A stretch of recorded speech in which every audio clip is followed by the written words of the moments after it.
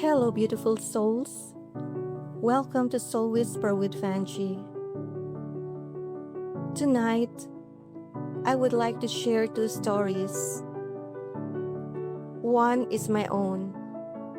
The other belongs to a dear friend. At first glance, they seem different, but beneath them lies the same heartbeat. The heartbeat of motherhood. The heartbeat of love. And the quiet lesson that sometimes love arrives wearing the clothes of worry. My son, Daniel, will begin senior high school very soon. As a mother, I am proud. I am excited for him. I am grateful. Yet recently, I noticed something familiar stirring within me. Worry. Not because I believe something terrible will happen. Not because life has given me reason to lose faith. In fact, my life has taught me the opposite. Again and again, circumstances that once frightened me somehow found their way toward resolution. Again and again, what seemed uncertain became manageable. Again and again, tomorrow arrived, carrying gifts I could not see today. And yet the feeling remained, a mother's worry. At first, I tried to push it away. Then I realized something important. Perhaps I did not need to fight the feeling. Perhaps I only needed to acknowledge it. So I quietly sat and asked myself, why are you here? And the answer came gently. Because Daniel matters to me. Because his future matters to me. Because I love him. And sometimes love disguises itself as worry. That same afternoon, a friend from work shared a story with me. She works hard every day. She and her husband have 3 daughters. Like many parents, they do everything they can to provide for their children. A few days earlier, it had been her birthday. The family planned a simple celebration, nothing extravagant, just a small feast prepared with love. The day before her birthday, her husband gave her money for the celebration. At the same time, their eldest daughter was preparing to enroll in college. The young woman dreamed of taking medical technology at St. Columban College. Like many young people, she carried hopes and dreams for her future. But when they learned the tuition fee, reality arrived. 19,000 pesos per semester, far beyond what the family could afford. My friend gently explained their financial situation to her daughter. The daughter understood. But understanding does not erase disappointment. As mothers, we know that look. The quiet sadness in a child's eyes. The sadness that hurts a mother almost as much as it hurts the child. So together they chose another path. A different school, a different course, social work. Not the dream she originally imagined, but a path forward nonetheless. Then the day became even more difficult. The daughter forgot to bring the original birth certificate required for enrollment. She returned home to retrieve it, and on her way back, she was stopped by the land transportation officer. No driver's license, no helmet. The motorcycle was impounded, and a fine was issued. 4,500 pesos. When the daughter called her mother, she was crying uncontrollably. My friend immediately rushed to her. When she arrived, she found her daughter walking and crying.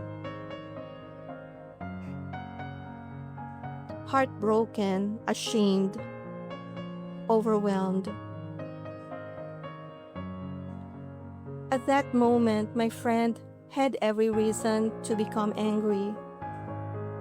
She had every reason to scold, every reason to blame, but she didn't. Instead, she did what mothers often do. She chose compassion. She calmed her daughter, and she stood beside her. She carried the burden with her, and together they went to the LTO office. Together, they paid the fine, and together they retrieved the motorcycle. The money intended for enrollment and for her birthday celebration disappeared that day. There was no feast, no celebration, no birthday gathering, only exhaustion, only uncertainty, only another mother wondering how everything would work out. Yet the story was not finished. Life still had another chapter to write. When the daughter finally enrolled at the new school, something unexpected happened. The school personnel reviewed her records. They saw her grades. They learned she had graduated with honors. And because of her academic achievement, she was granted a scholarship. Free tuition. Suddenly, the path that had seemed like a painful compromise revealed an unexpected blessing. The door that closed led to another door opening. Not the door she originally planned to enter, but an open door all the same. As I listened to my friend's story, I found myself reflecting upon my own worries about Daniel. And I realized something. So much of our suffering comes from believing we can already see the whole story. But we cannot.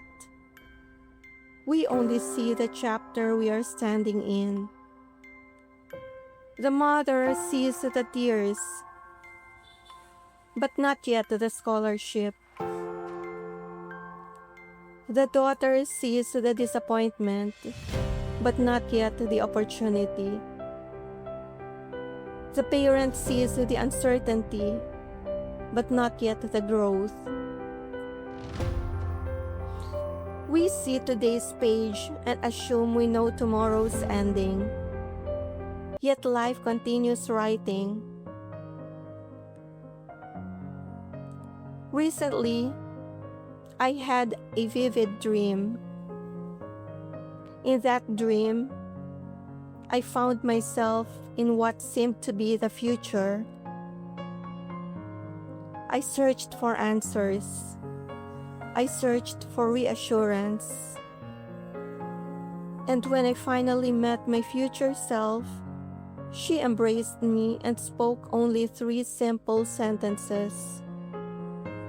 She said, "Don't worry. I'm doing well. Go home." Perhaps those words are not only for me. Perhaps they are for every parent carrying the weight of uncertainty. Every mother worrying about a child. Every father wondering how things will work out. Every family facing challenges they did not expect. Perhaps life itself is whispering, "Don't worry, the story is not over."